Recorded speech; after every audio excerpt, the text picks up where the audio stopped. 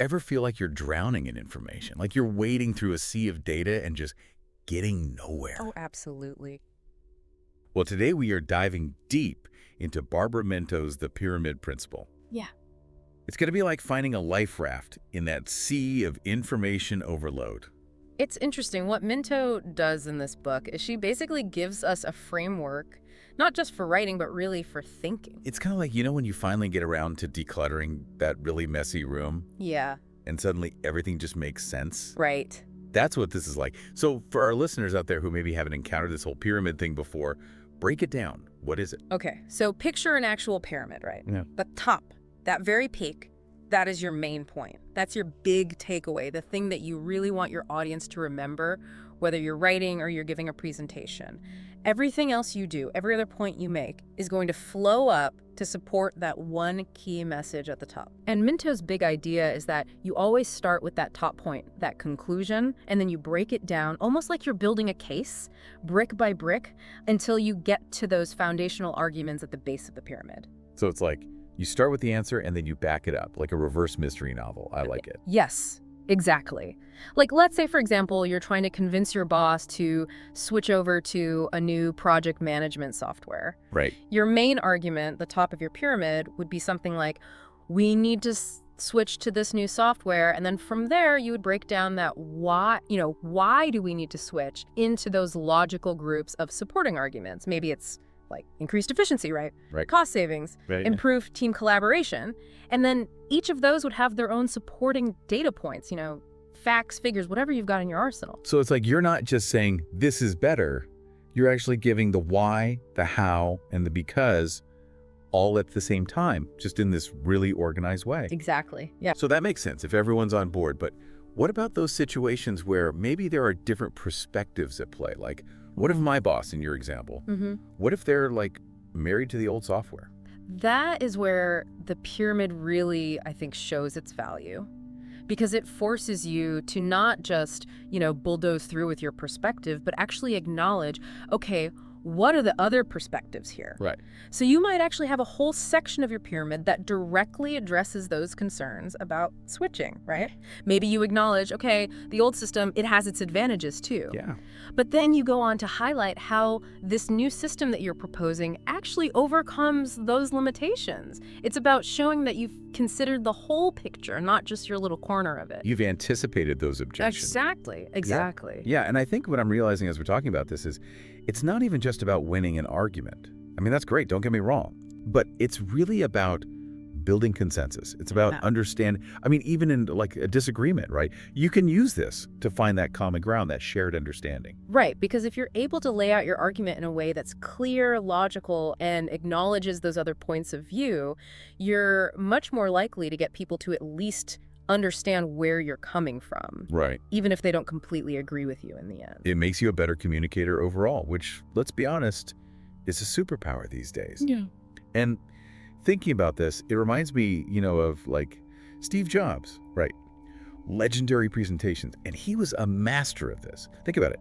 He'd walk out on stage and he wouldn't bury the lead. He'd hit you with that top of the pyramid statement, like, today we're reinventing the phone. Yeah. And then boom, the rest of the presentation was just this masterclass in breaking that down, showing you why that statement was true. Yeah, and what's so brilliant about that is that he gives you that one thing to hold on to. Our brains can only process so much information at once. So if you can give people that really clear, concise takeaway, that's going to stick with them long after they've forgotten all the details. Absolutely.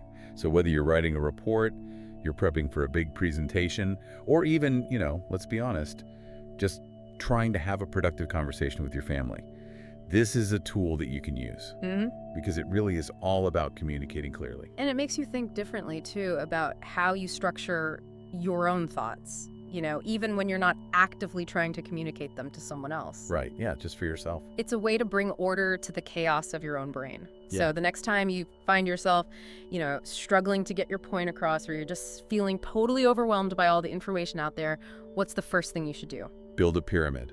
Yes. Exactly. Start with your main point, that top of the pyramid statement, and build down from there, brick by brick.